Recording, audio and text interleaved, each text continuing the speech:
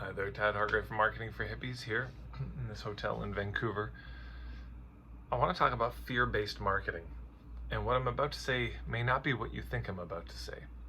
So a colleague of mine was talking about somebody who's posting a lot about there's a looming recession. One of marketing business coach say there's this looming recession, so you really got to get your stuff together.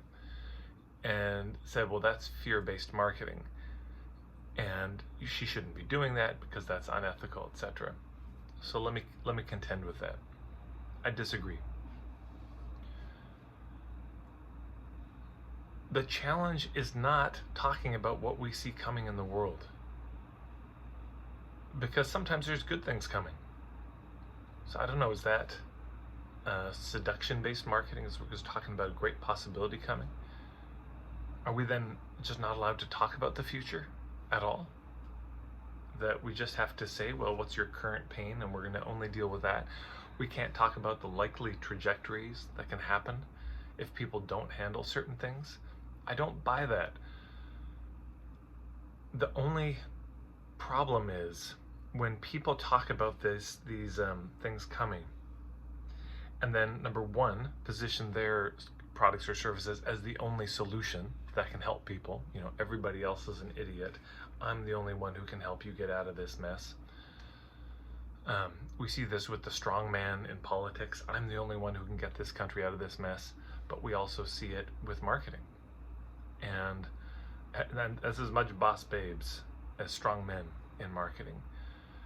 So number one, if you position yourself as the only answer, that's a problem. If your hidden agenda behind sharing that is to get people scared and drive them into working with you, and then you use a bunch of false scarcity and urgency that's not really there in the situation.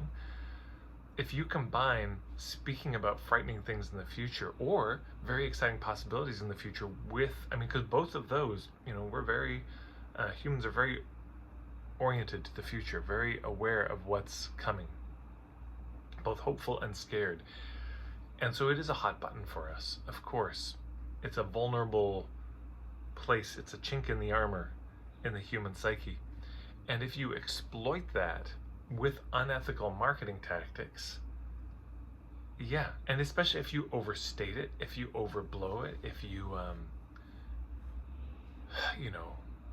you hype it up for effect, that's not ethical. But if you just say, look, here's what I see coming, and here's some free stuff, here's a way to check me out. Yeah, I think if you tie it directly to an offer, to me this becomes questionable. But if it's just content you're putting out,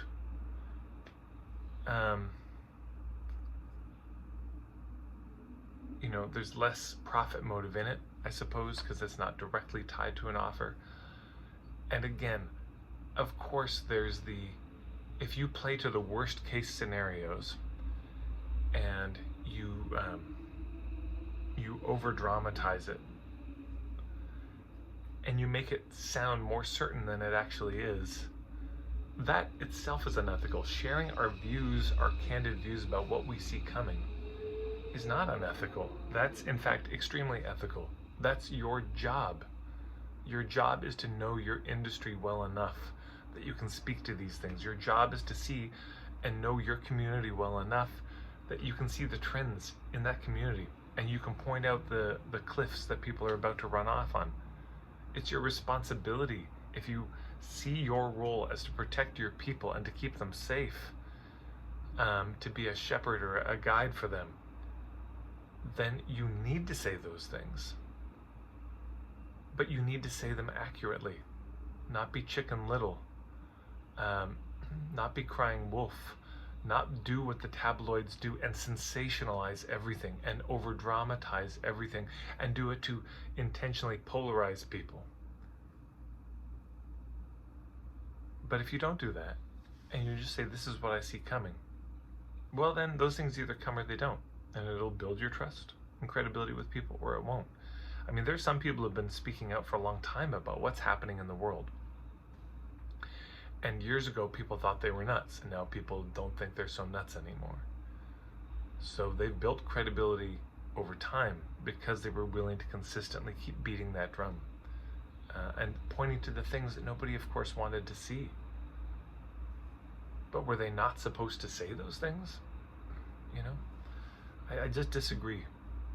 If you see a recession coming and you want to protect your people, for the love of God, speak out about it. But with the provisos that you give them lots of ways to check you out for free.